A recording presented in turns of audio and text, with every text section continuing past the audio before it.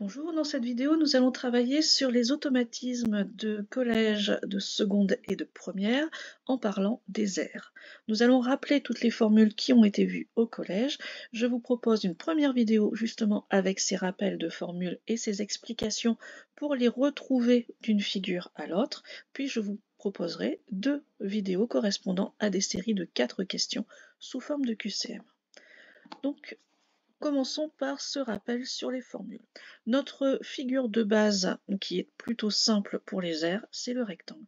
Le rectangle, longueur fois largeur, ça normalement vous devez le connaître. Alors évidemment, le carré est un rectangle un peu particulier puisqu'il a la longueur et la largeur qui sont égales. Donc on va simplement faire côté fois côté, c'est-à-dire le côté au carré. Quant au parallélogramme, alors on a 2 façons de le ramener à un rectangle.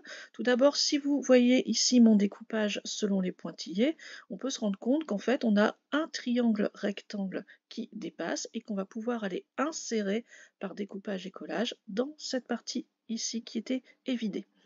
À ce moment-là, on retrouve un rectangle avec comme dimension la longueur d'un des côtés que l'on va appeler la base et la hauteur correspondante qui va être la perpendiculaire à cette base. Et donc, on va faire simplement base fois hauteur. Deuxième façon de le voir, en fait, c'est tout simplement d'aller glisser notre parallélogramme, d'aller prendre ce côté ici qui est en haut et qui dépasse de notre rectangle et d'aller le reglisser vers l'intérieur de notre rectangle. Ensuite, les 3 autres figures que je vous propose ici sont basées sur des demi-rectangles. Et l'on va commencer par la figure centrale, le triangle rectangle, puisque c'est celle qui est la plus naturellement obtenue, en coupant notre rectangle par sa diagonale.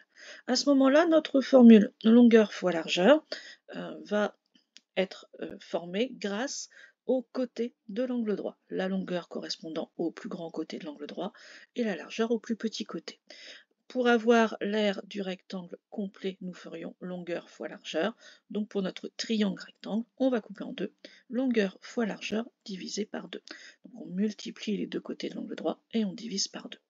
On voit ici que la longueur de l'hypoténuse n'intervient pas, ce qui vous perturbe assez souvent. Vous avez envie d'utiliser toutes les dimensions de votre triangle rectangle. Pour un triangle quelconque, on peut se rendre compte aussi que c'est une moitié de rectangle. Alors la façon la plus simple, c'est d'aller la découper à nouveau, cette figure, en prenant donc un côté qui va nous servir de base et sa perpendiculaire, la hauteur, qui est donc associée. À ce moment-là, on voit que pour chacune des parties de mon triangle, on est dans un demi-rectangle, pardon, et on va pouvoir appliquer la formule d'à côté. Après, il est plus simple de retenir, je pense, base fois hauteur divisé par 2. Enfin, le losange, qui est moins travaillé quand même au collège ces dernières années, on va se baser sur les diagonales. En effet, si vous insérez votre losange dans un rectangle, vous pouvez le faire facilement en utilisant les dimensions des diagonales. La longueur du rectangle obtenu sera la grande diagonale et la largeur du rectangle obtenu sera la petite diagonale. Donc ici, j'ai appelé grand D et petit d. Ensuite, pour chaque partie, si mon losange est coupé en 4 grâce à ces diagonales, chaque partie donne un triangle rectangle qui est donc bien la moitié d'un rectangle complet. Donc notre losange, c'est la moitié du grand rectangle qui l'entoure. Et donc, on va pouvoir faire grande diagonale multipliée par petite diagonale et divisée par 2. Enfin, 2 figures un peu plus particulières. Tout d'abord, le trapèze. Alors, le trapèze, on va à nouveau se servir de la formule du rectangle.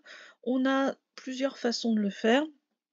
On peut notamment découper grâce à la hauteur à nouveau un triangle rectangle et aller le mettre sur la partie manquante ici pour retrouver un rectangle. Alors à ce moment-là, on va avoir donc au niveau de la dimension des choses un petit peu particulières. Donc ce que je préfère faire moi, c'est prendre un deuxième trapèze et aller le mettre de l'autre côté. Comme ça, on va avoir comme un parallélogramme. On connaît la formule de l'aire d'un parallélogramme, mais ici, le côté de mon parallélogramme sera grande base plus petite base. Donc on fera grande base plus petite base fois la hauteur. On aura tout le parallélogramme en complet, et ensuite on va diviser par 2 pour avoir le trapèze lui-même. Donc grande base plus petite base fois la hauteur divisé par 2. Enfin, dernière figure qui là est complètement à part, le cercle. Alors j'ai rappelé le périmètre du cercle, même si on est en train de parler des aires, puisqu'il y a une forte similitude dans l'écriture des deux formules et vous avez tendance à les confondre. Donc je vous donnerai un petit truc pour que ça n'arrive plus. Donc ici, si vous prenez le périmètre d'un cercle de rayon petit r, vous avez 2 fois pi fois le rayon. Et si vous prenez cette fois-ci l'aire du disque, on sera dans pi fois rayon au carré.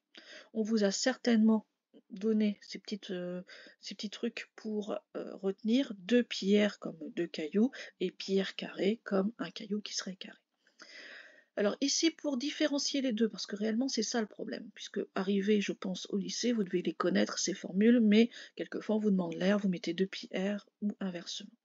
C'est une histoire de dimensions, et ça vous le faites quelquefois en physique, de faire une équation aux dimensions, c'est-à-dire de vous servir des unités comme moyen pour vous retenir en fait les formules.